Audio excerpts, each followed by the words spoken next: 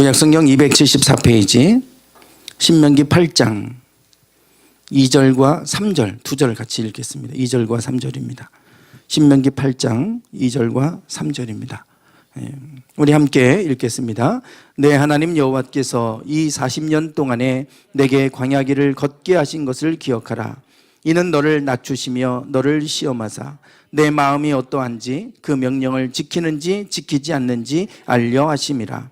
너를 낮추시며 너를 줄이게 하시며 또 너도 알지 못하며 내 조상들도 알지 못하던 만나를 내게 먹이신 것은 사람이 떡으로만 사는 것이 아니요 여호와의 입에서 나오는 모든 말씀으로 사는 줄을 내가 알게 하려 하심이라. 아멘. 네.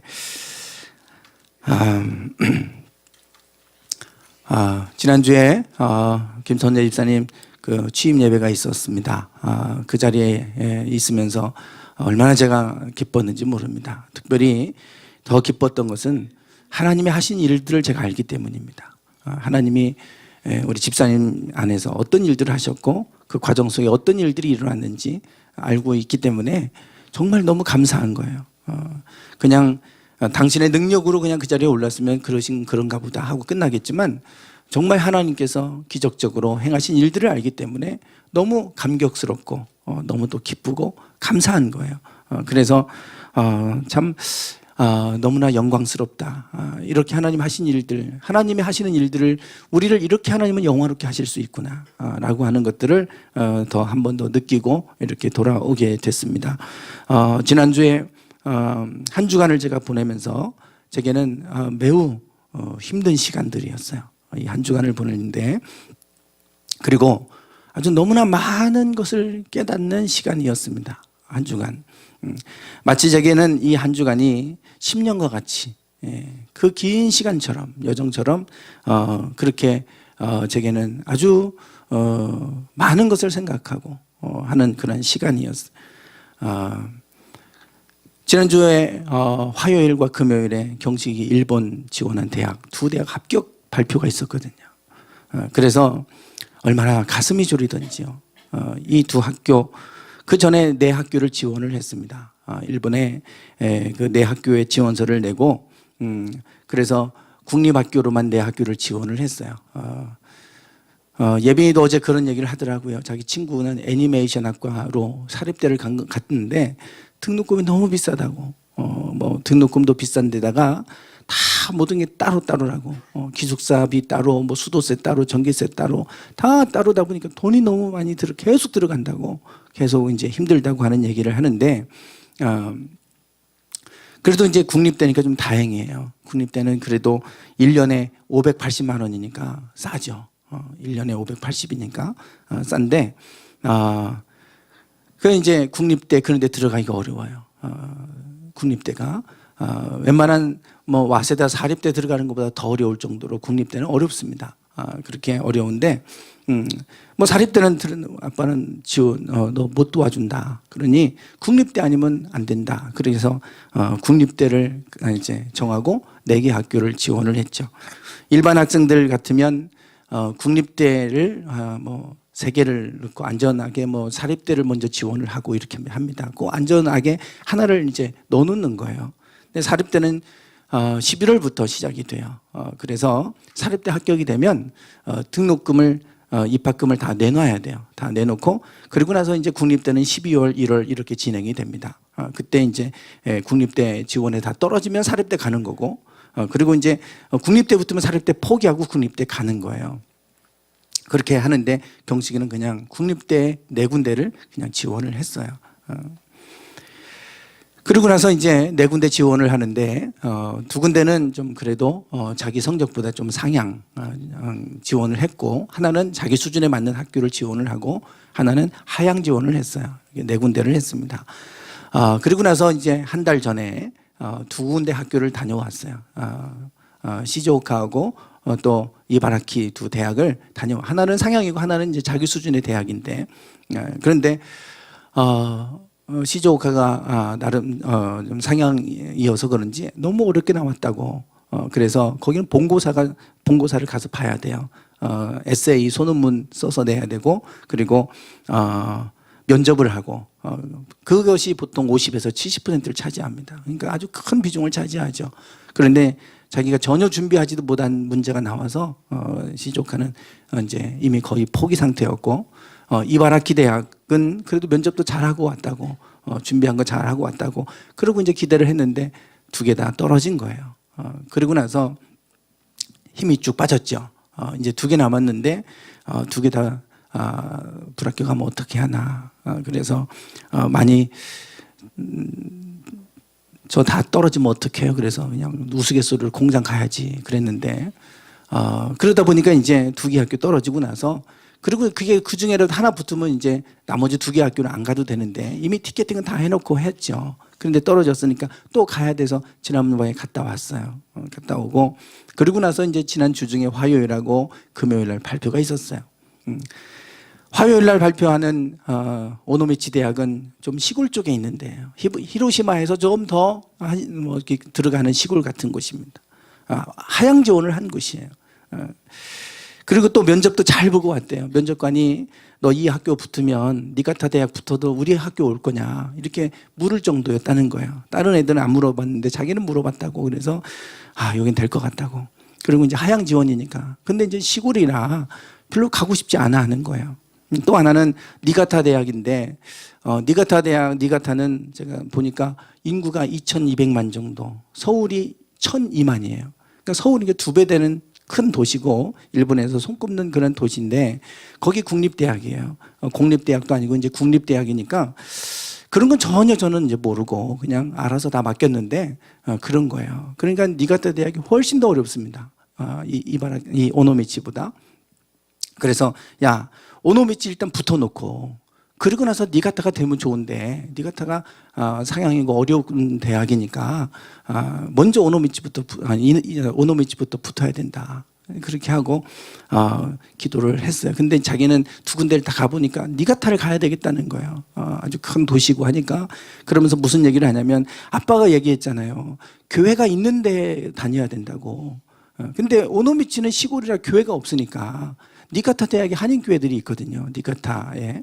그래, 니가타 대학에 가야 되지 않겠냐고. 그래서 저도 그게 맞다. 그래서 하나님 앞에 기도했어요. 하나님, 오노미치 대학이 되면 어디라도 합격하면 좋긴 하겠지만 신앙생활하기 어려워요. 시골 쪽이라.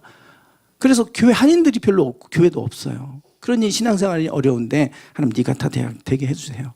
그러면서도 야, 그래도 우선 하나 붙어놓고 다음에 두 개 붙어서 결정하면 가장 최고 좋은 건데 일단 하나라도 먼저 붙어놔야 되지 않냐. 그리고 화요일 날 기다렸는데 떨어진 거예요. 오노미치 대학이 떨어진 거예요.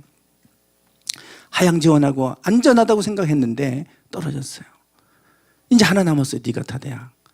근데 니가타 대학이 자기가 같이 가서 시험을 보러 온 형을 만났는데 그 형은 이미 일본에서 합격해갖고 학교를 다니다가 중간에 그냥 자기하고 맞지 않으니까 자퇴하고 다시 일본어 학원에서 일본어를 가르쳤던 그 형이 온 거예요. 그 형이 왔는데 자기보다 점수대가 경식이는 290점대였다면 그 형은 340점대였다는 거예요. 하나 두 개 틀려야 나오는 점수인데 그 점수로 지원을 한 거예요. 하향 지원한다고. 그런 형들 그 점수대가 막 오니까 이제 기가 죽었고 정말 여기는 하나님이 도우시지 않으면 안 된다고 했던 곳이에요. 그러니 오노미치가 붙어야 이게 그 다음 기적을 바라보는 건데 거기 떨어졌으니 어떻게 해요? 그래서 이제 한 학교 남았는데 그게 금요일이에요. 기도하고 그리고 나서 목요일 날 경시하고 얘기를 했어요. 재수를 생각해야 되니까 이제 또 오노미치 대학이 떨어지고 나서 충격을 너무 많이 받아가지고 당연히 될 줄 알았는데 거기가 안 되니까 충격을 받았어요. 이제 하나 니가타 대학 남았는데 기적을 바라야 되는 상황이에요. 본인은 두 학교 남으니까 다급한지 새벽 기도를 나오기 시작했어요. 지난주 한 주간 동안. 근데 중간에 새벽에 일어나기 힘드니까 밤을 꼬박 새워버리더라고요. 계속 밤낮을 바꿔서 살더라고요. 새벽 기도 나오려고. 하나님, 저렇게 간절히 하나님 기도하는데 들어주셔야 돼요, 하나님. 자기가 그러는 거예요. 두 학교 떨어지고 나니까 왜 하나님, 우리 교회는 그렇게 기적이 많이 일어나는데 나한테 기적이 안 일어나요? 엄마가 기가 막혀서 네가 얼마나 기도했냐? 너 하나님 얼마나 기도했길래 너 그런 얘기하냐? 이렇게 얘기를 했다고 그래요. 그리고 이제 일주일 기도하는 거예요. 그러면 자기도 아는 거예요. 일주일 기도해서 뭐가 되겠어요? 자기도 알아요. 그래서 이제 목요일 밤에 저녁을 먹고 얘기를 했어요. 둘이. 경씨가 1년 늦는다고 늦는 거 아니다. 1년 재수한다고 해서 더 좋은 데 갈 수도 있는 거 아니냐. 그런데 이 1년이 그냥 이렇게 좌절감으로 끝나버리면 1년은 무의미하게 지나간다. 그런데 이 1년을 통해서 네가 하나님 앞에 철저히 낮아지고 하나님 의지하지 않으면 살아갈 수 없다는 걸 깨닫는다면, 그걸 배운다면 이 1년은 너에게는 축복의 시간이 될 거다. 너의 인생의 전환점으로 삼으면 좋겠다. 그 전에 공부하라고 그러면 큰소리 떵떵 쳤거든요. 아빠 내 점수면 다 충분히 갈 만한 대학 많이 있어요. 저는 다 갈 수 있어요. 학원에서 다 갈 수 있다고 그랬어요. 근데 그 큰소리 떵떵 치던 오노미치 대학을 떨어져 버린 거예요. 애들이 많이 하향 지원해서 내려왔어요. 지원하는 사람이 많아요. 중국 사람들이 얼마나 많이 오는지 40명에 한 3명 뽑으니까요. 그런 상황이었어요. 금요일 날 10시에 그런 얘기 했어요. 그리고 다 얘기하고, 야, 너무 창피하게 생각하지 마. 재수해서 네가 이 기간을 통해서 하나님을 깊이 경험하는 시간이 된다면 너에게는 광야 같은 시간일지라도 하나님이 광야로 인도하시지 않았냐. 이스라엘 백성을 광야로 인도하지 않았냐. 저는 이 한 주간을 보내면서 광야에 대해서 깊이 묵상하게 되는 거예요. 광야가 축복의 시간이에요. 보니까 광야가 없으면 교만해갖고요, 우리가 그냥 다 되는 줄 아는데 인생에서 내가 깨지기 시작하고 하나님 없이는 살아갈 수 없다고 하는 것을 알게 하는 게 광야예요. 광야. 이 광야를 통해서 우리는 하나님을 만나잖아요. 본인이 능력 밖의 일들임을 알고 기도하기 시작하고 그래요. 그러고 나서 이제 금요일 날 10시에 발표인데, 저는 이제 모임이 있어서 새벽기도 끝나고 모임에 갔어요. 10시가 됐는데 카톡이 안 와요, 제게. 경식이가 카톡을 합격했으면 아빠 저 합격했어요 하고 보낼 텐데 카톡이 안 와요.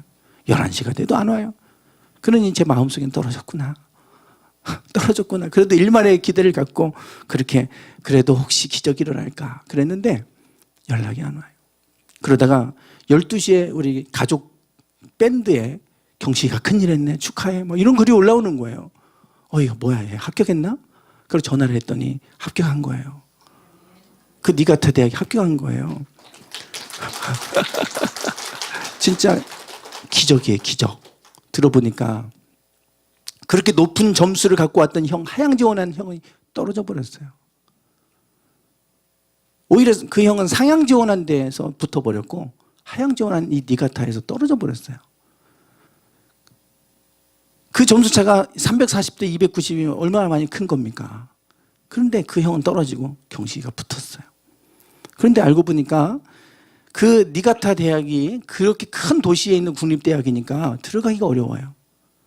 그런데 대학 전체에서 몇 명을 뽑았나 보니까 11명 뽑았어요.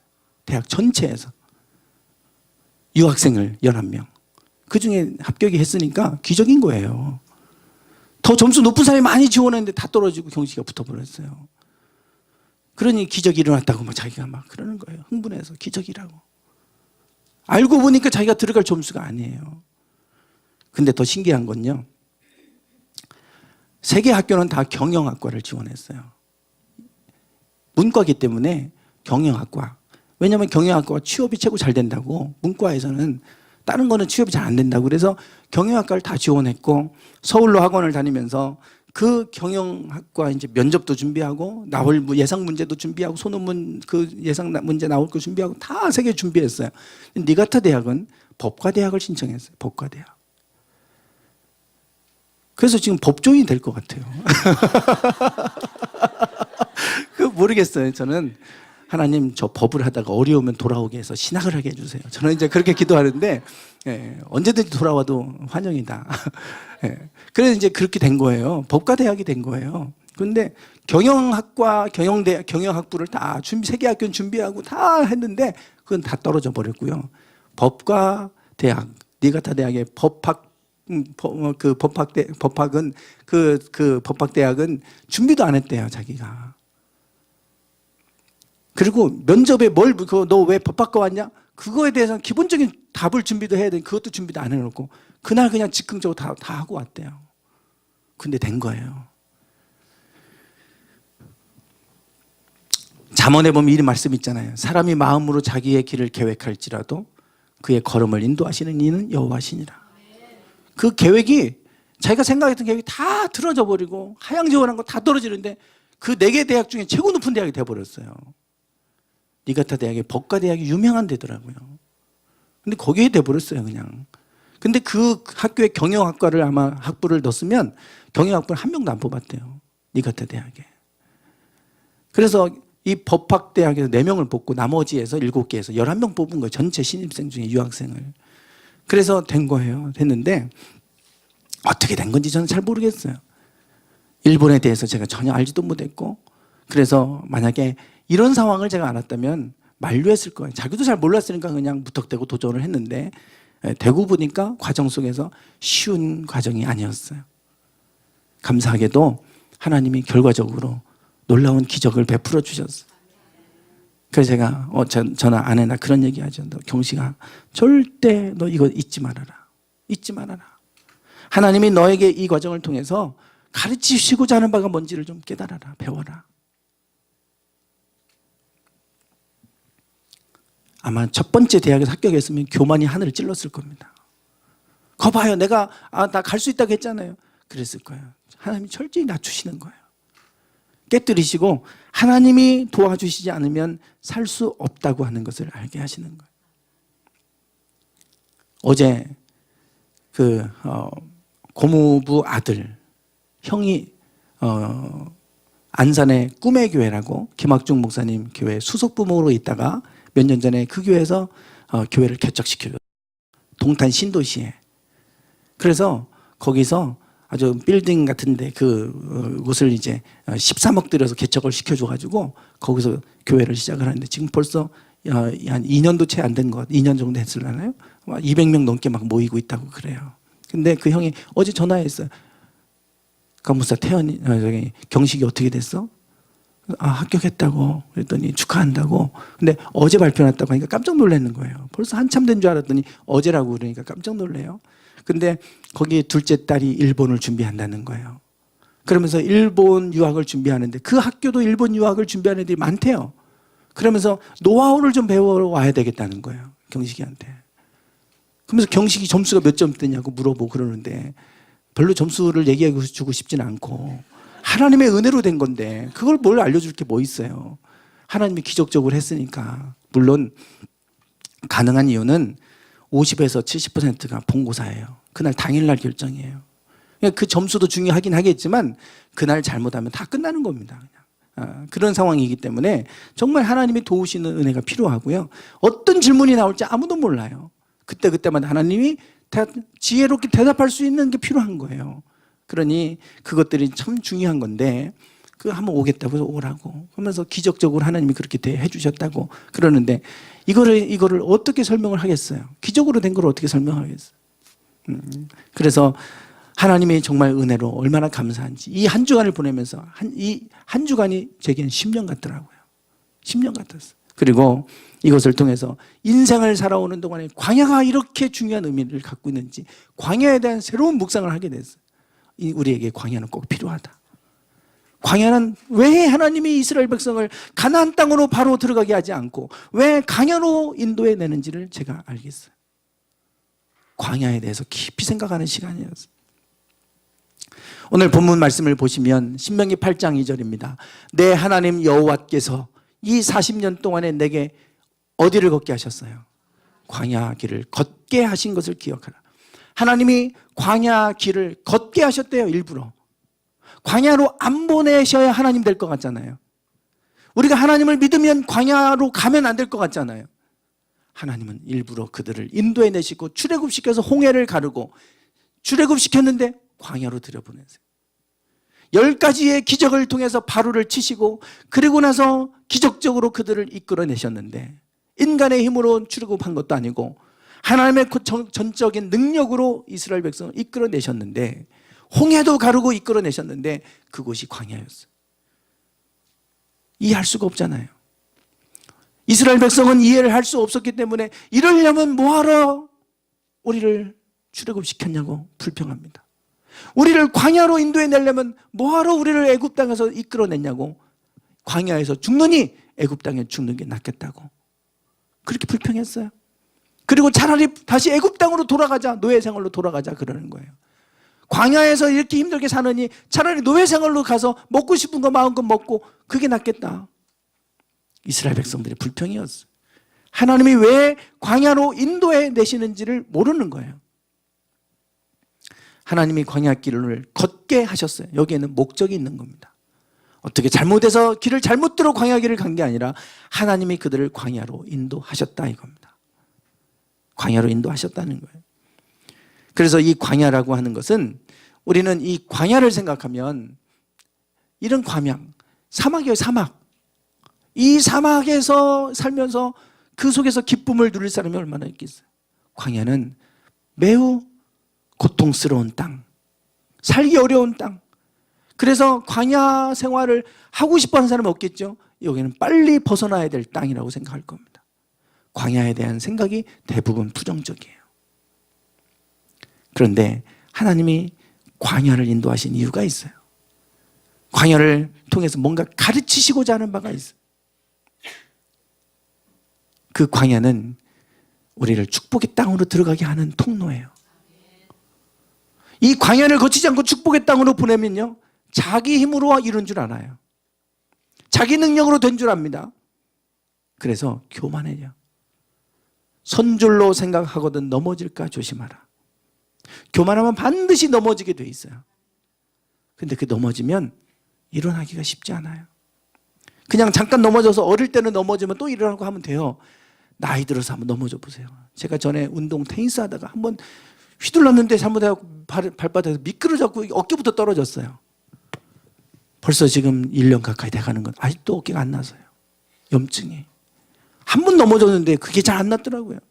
어릴 때는 그게 뭐 그렇지 않잖아요. 나이 들어서 한 번 넘어지면요, 회복이 안 됩니다. 잘. 우리가 승승장구하다가 어느 정도 저 산에 올라가 높은 자리에 올라갈수록 한 번 넘어지면, 그 추락하면요, 회복이 안 돼요. 심각한 문제예요. 정말 안타깝고 부끄러운 얘기지만 우리 모건대 이사장을 지낸 감독을 지내시고 모건대 이사장까지 하셨던 분이 그때 교육 평가를 받으면서 뭔가가 문제가 생겨가지고 평가를 잘못 받아가서, 그러고 나서 그것 때문에 이사장직도 사표 내시고 총장도 같이 사표를 내고 불명예퇴진을 했죠. 그러면서 검찰에서 언제 부를지 모르니까 노이로제 걸려갖고, 신경노이로제 걸려서 요양원에 들어가 계신데 정상적인 생활이 안 돼요. 한 번 가장 높은 자리까지 올라가서 삐끗하더니 회복이 안 돼요. 정상적인 생활이 안 돼요. 정상적인 생활.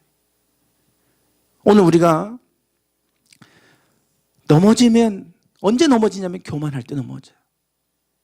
그게 내가 이루었다고 생각하면 교만해져 갖고 넘어지는데, 그때 넘어지고 나면 너무나 충격이 커요. 회복이 안 되는 거예요. 그래서 하나님이 먼저 우리를 광야로 인도하신 목적이 있어요.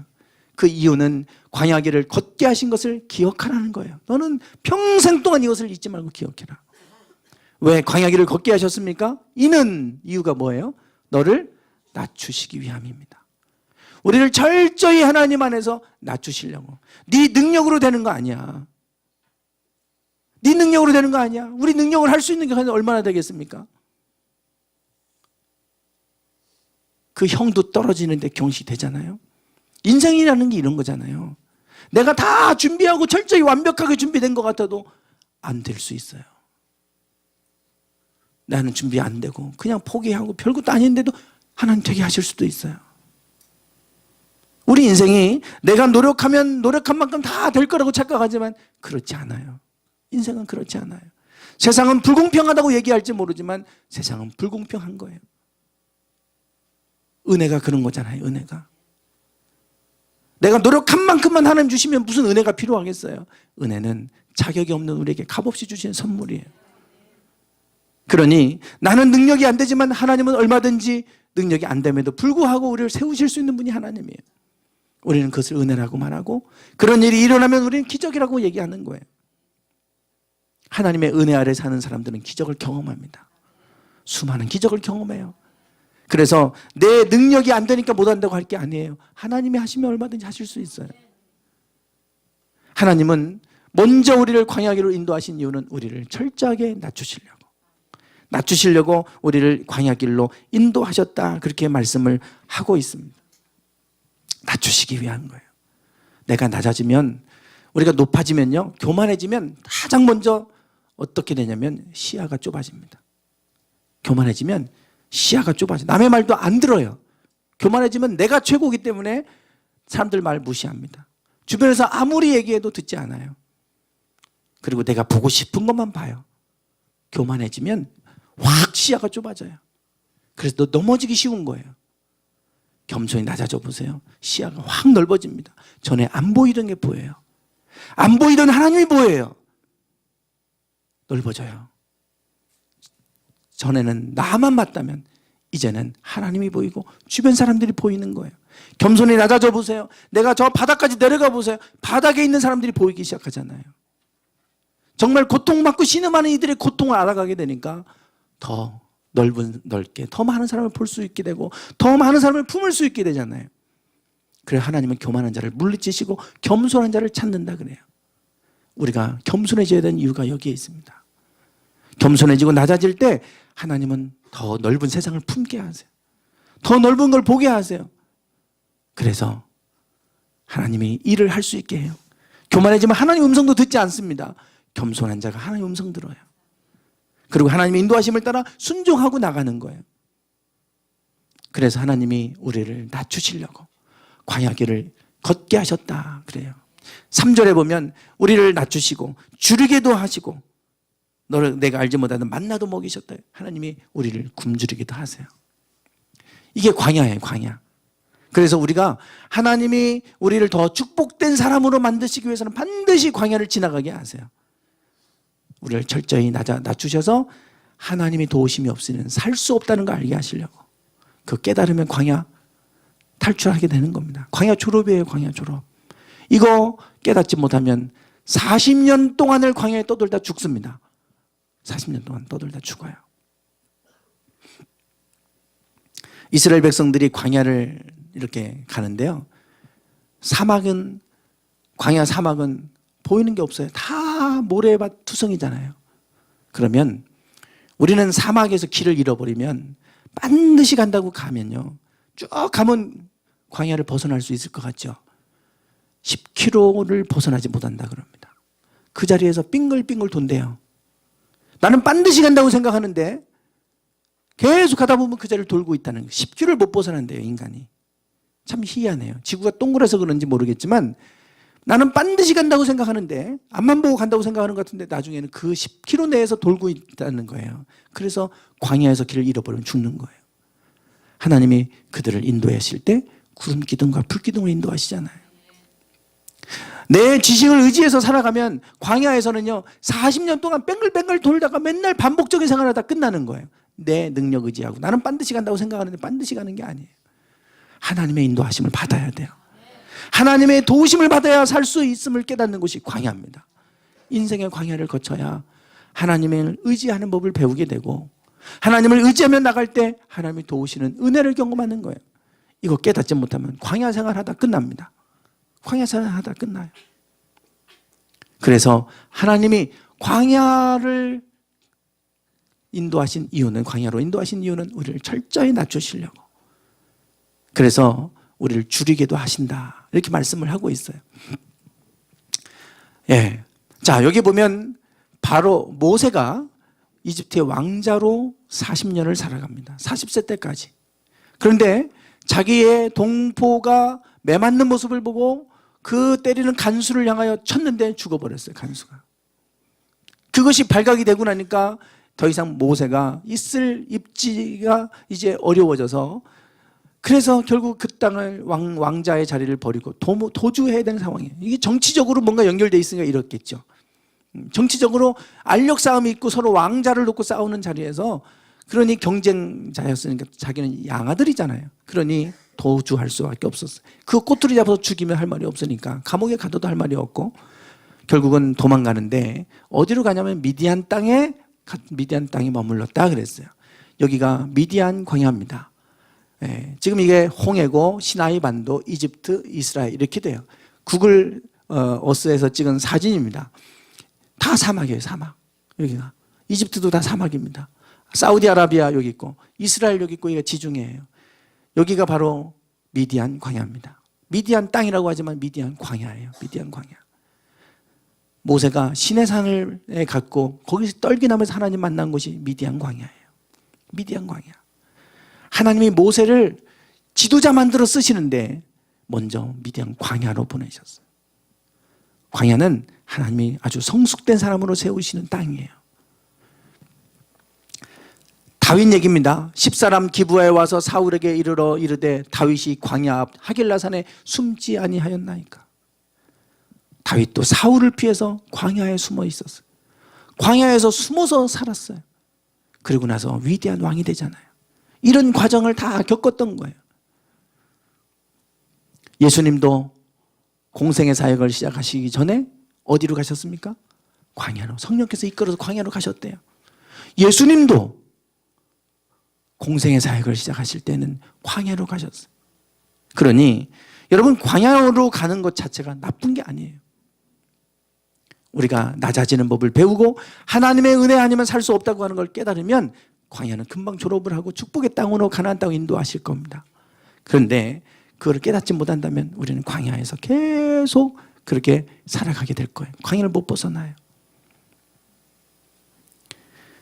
하나님이 우리를 더욱더 겸손히 낮추셔서 하나님의 은혜 아래 살도록 하기 위해서 광야로 인도하고 계신다면, 오늘 우리가 여러분 중에 광야를 지나고 있는 분이 있다면 빨리 깨달을 수 있기를 원합니다.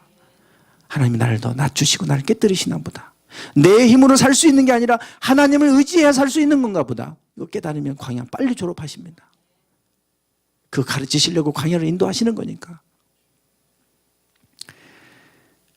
언제든지 우리가 교만해서 내 힘으로 살 수 있다고 하면 또 광야로 들어갈 거예요. 그러나 내가 어떤 광야에 있더라도 내가 겸손히 낮아지는 법을 배우면 그분들은 그 광야에서도 기적을 경험할 것이고, 그 광야에서도 하나님 가나안 땅, 축복의 땅으로 인도해 내실 줄 믿습니다. 오늘 우리에게 광야의 여정은 정말 중요한 여정입니다.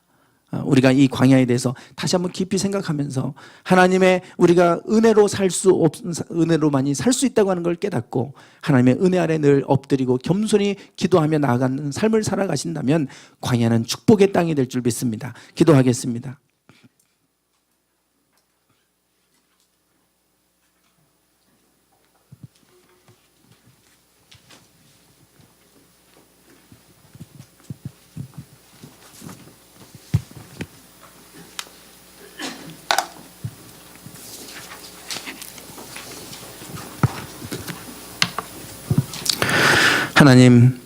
하나님은 우리를 출애굽시키신 후에 가나안 땅으로 바로 인도하여 들이시는 것이 아니라 철저히 더 우리를 낮추시고, 그리고 사람이 떡으로만 사는 것이 아니라 하나님의 입에서 나오는 말씀으로 사는 줄을 알게 하시려고 광야로 인도해 내셨다고 말씀합니다. 주님, 여기에 있는 분들 중에 광야를 걷고 있는 분들이 있습니까? 하나님, 그 속에서 철저히 낮아지는 법을 배워가게 하여 주시고 하나님의 도우심이 없이는 살아갈 수 없음을 깨달아 알아가게 하옵소서. 그럴 때 하나님은 광야를 벗어나게 하셔서 젖과 꿀이 흐르는 가나안 땅을 예비해 놓으시고 그 땅으로 인도해 들이시는 줄 믿습니다. 하나님, 우리에게 젖과 꿀이 흐르는 땅이 있습니다. 그 땅으로 들어가기 전에 하나님 앞에 엎드리는 법을 배우게 하여 주시고 전적으로 하나님의 도우시는 은혜로 살아갈 수 있음을 깨달아 알아가게 하옵소서. 날마다 어떤 곳에 있든지 교만해지지 하여 주시고 겸손한 삶을 살아가게 하옵소서. 예수님의 이름으로 기도드리옵나이다. 아멘.